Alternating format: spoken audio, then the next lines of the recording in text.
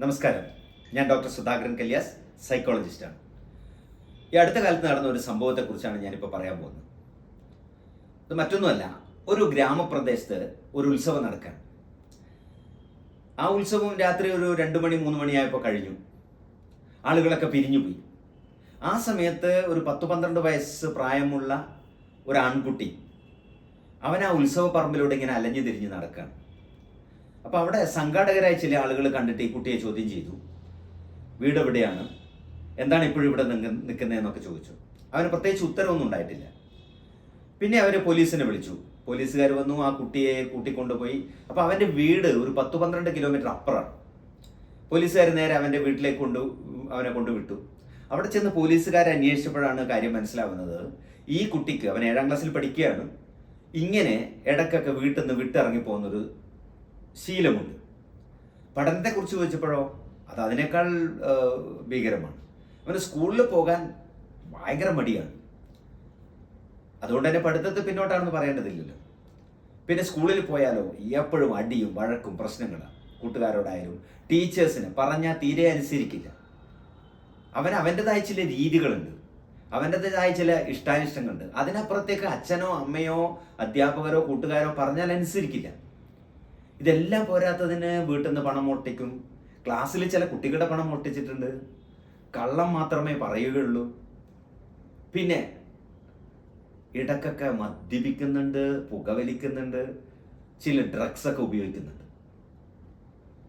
ആരെങ്കിലുമൊക്കെ ഇതിനെ ചോദ്യം ചെയ്തു കഴിഞ്ഞാൽ അവൻ അതിഭീകരമായിട്ട് പ്രതികരിക്കും.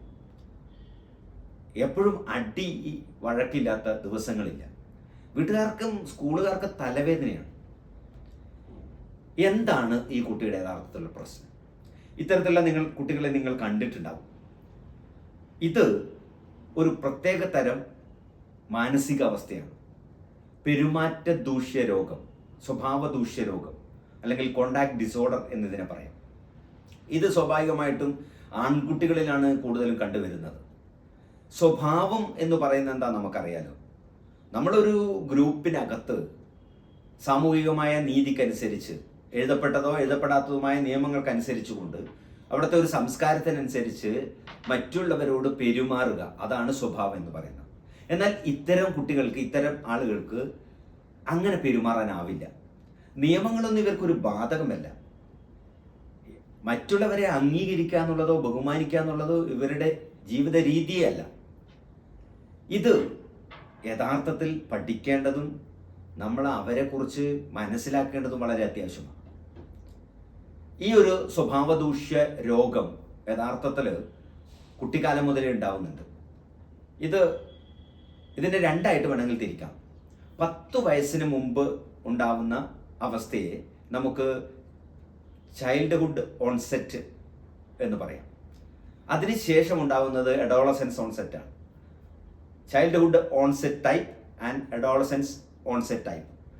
അപ്പോൾ ഇത് രണ്ടും ചൈൽഡ്ഹുഡിൽ തന്നെ നമുക്ക് മനസ്സിലാവും. ഭയങ്കര ദേഷ്യവും ബഹളവും പ്രശ്നമൊക്കെ ആയിരിക്കും. ഇത് അഡോളസൻസിലെത്തുമ്പം ഇത് കൂടുകയും ചെയ്യും. അഡോളസൻസിലെത്തുമ്പോൾ ഇതിൻ്റെ ഒരു പ്രത്യേകത, ചിലപ്പോൾ ഇതിൽ പെരുമാറ്റത്തിലൊക്കെ ചെറിയ വ്യത്യാസം ഉണ്ടെങ്കിലും അടിയും വഴക്കും കൂടില്ല. അവർക്ക് അവരുടേതായ രീതിയുണ്ട്. ഇത്തരം കുട്ടികൾ നമ്മൾ ശ്രദ്ധിച്ചില്ലെങ്കിൽ ഉണ്ടാകുന്ന അപകടം, ഇവരൊരു ആൻറ്റി സോഷ്യൽ പ്രകൃതക്കാരായിട്ട് മാറും, ക്രിമിനൽസ് ആയിട്ട് മാറാൻ സാധ്യതയുണ്ട് ഇത്തരം കുട്ടികൾ. അപ്പോൾ ഇവിടെ ഇത് മനസ്സിലാക്കി ഇവരെ കൈകാര്യം ചെയ്യുകയോ ശുശ്രൂഷിക്കുകയോ ചെയ്യേണ്ടത് അത്യാവശ്യമാണ്.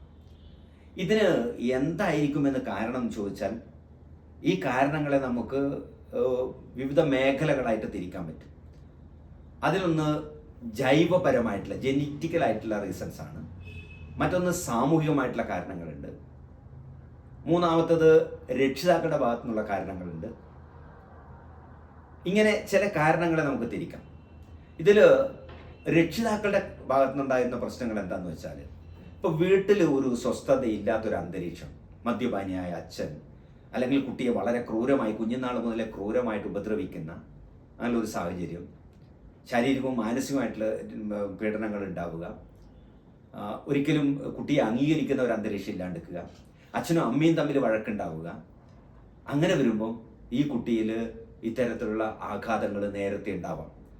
സ്വാഭാവികമായിട്ടും അവനെ അംഗീകരിക്കാത്ത ഒരു അന്തരീക്ഷത്തിൽ നിന്ന് ഏതവസ്ഥയിലേക്കും കുട്ടി മാറിയേക്കാം. ഇതാണ് രക്ഷിതാക്കളുടെ ഭാഗത്ത് വേണ്ടത്ര ശ്രദ്ധയില്ലെങ്കിൽ രക്ഷിതാക്കളുടെ ഭാഗത്ത് നിന്നുണ്ടാവുന്ന ഒരു പ്രധാനപ്പെട്ട ഒരു കാരണം എന്ന് പറയുന്നത്. മറ്റൊന്ന് സാമൂഹികമായിട്ടുള്ള കാരണമാണ്. സാമൂഹികമായിട്ടുള്ള കാരണം എന്ന് പറഞ്ഞാൽ ചില സൊസൈറ്റീസ്, ചില സാമൂഹിക അവസ്ഥകൾ ഇത്തരം കുട്ടികളെയോ അല്ലെങ്കിൽ സമൂഹത്തിൽ മറ്റുള്ളവരെയോ അംഗീകരിക്കാത്ത, അല്ലെങ്കിൽ അതിൽ തന്നെ ഈ കുട്ടികളെ ക്രൂരമായിട്ട് പീഡിപ്പിക്കുന്ന, ശാരീരികമായ പീഡനങ്ങൾ ഏൽക്കേണ്ടി വരുന്ന കുട്ടികൾ, സെക്ഷൽ അബ്യൂസിന് വിധേയരാകേണ്ടി വരുന്ന കുട്ടികൾ, അതൊക്കെ ഒരു സൊസൈറ്റി ആണല്ലോ അതിന് ഏറ്റവും പ്രധാനമായിട്ട്, സമൂഹത്തിൻ്റെ ഒരു ഭാഗം തന്നെയാണ്. അങ്ങനെ ഒരു പിന്നോക്കം നിൽക്കുന്ന ഒരു സമൂഹത്തിൽ, അതായത് സാംസ്കാരികമായിട്ട് പിന്നോക്കം നിൽക്കുന്ന ഒരു സമൂഹത്തിലുള്ള കുട്ടികളിൽ ഇത് വരാനുള്ള സാധ്യത വളരെ അധികമാണ്. ജൈവപരമായ കാരണങ്ങൾ പ്രധാനപ്പെട്ടത് രക്തത്തിലെ ബീറ്റ ഡോപ്പമിൻ ഹൈഡ്രോസിലൈസ് എൻസൈമുകളുടെ കുറവുണ്ടാവുക, അതുപോലെ തന്നെ തലച്ചോറിൽ സെറട്ടോണിൻ്റെ അഭാവം, പിന്നെ നമ്മുടെ ഏറ്റവും പ്രധാനമായിട്ട് നമ്മുടെ നാഡീവ്യൂഹങ്ങൾ തമ്മിൽ സന്ദേശങ്ങൾ അയക്കുന്നിടത്തുണ്ടാവുന്ന ചില രാസവസ്തുക്കളുടെ കുറവുണ്ടാവുക. ഇത്തരം കാരണങ്ങൾ കൊണ്ട് ഈ ഒരു അവസ്ഥയിലേക്ക് കുട്ടികൾ വന്നേക്കാം. ഇനി മറ്റൊരു കാരണം മനഃശാസ്ത്രപരമായ കാരണങ്ങളാണ്. ഇത് സാമൂഹികമായ കാരണങ്ങളൊക്കെ ബന്ധപ്പെട്ടതാണ്. ഈ കുട്ടികളിൽ ഇവിടെ ഇപ്പോൾ ഒരുപാട് കൗൺസിലിങ്ങിനൊക്കെ വരുന്ന കുട്ടികളിൽ കണ്ടിട്ടുണ്ട്, ചെറിയ പ്രായത്തിൽ തന്നെ ഏതെങ്കിലും തരത്തിലുള്ള പീഡനങ്ങൾക്ക് വിധേയമാവുക, അത് രക്ഷിതാക്കൾ പരിഗണിക്കാതെ വരിക, കുട്ടിയുടെ മാനസികമായ അവസ്ഥയിൽ വലിയ താളം തെറ്റുകൾ ഉണ്ടാകുമ്പോൾ തീർച്ചയായിട്ടും ഇത്തരം അവസ്ഥകൾ കുട്ടികൾക്ക് വന്നു ചേരാം. ഇവിടെ നമ്മൾ ഇത് മാറ്റിയെടുക്കാൻ ചെയ്യേണ്ട പ്രധാനപ്പെട്ട കാര്യം എന്ന് പറയുന്നത് ഇത്തരത്തിലുള്ള കുട്ടികളെ തിരിച്ചറിയാം. ഇത് വാശി കാണിക്കുന്നതാണ്, അവൻ കുഴപ്പക്കാരനാണ്. കുഴപ്പക്കാരൊക്കെ മാറ്റി നിർത്തലാണല്ലോ നമുക്ക് എളുപ്പം.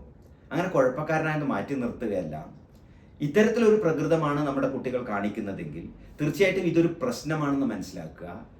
ഇവനിൽ എന്തോ മാറ്റം ഉണ്ടാവേണ്ടതുണ്ട്, അല്ലെങ്കിൽ എന്തോ കുഴപ്പമുണ്ടാകുന്ന തന്നെ തിരിച്ചറിയുക. അങ്ങനെ അതിനാവശ്യമായ, ഈ മാറ്റം വരുത്താൻ ആവശ്യമായ, യഥാർത്ഥത്തിൽ കുട്ടിയിലെ സാമൂഹികമോ മാനസികമോ അല്ലെങ്കിൽ ജൈവപരമോ ആയ മാറ്റങ്ങളെ തിരിച്ചറിയാനും അത് മാറ്റിയെടുക്കാനും അതുവഴി കുട്ടിയെ രക്ഷിച്ചെടുക്കാനും കഴിയുന്ന ഒരു സാഹചര്യം ഉണ്ടായിത്തീരുക അല്ലെങ്കിൽ ഉണ്ടാക്കി തീർക്കുക എന്നുള്ളത് ഇതിന് വളരെ പ്രധാനപ്പെട്ടതാണ്.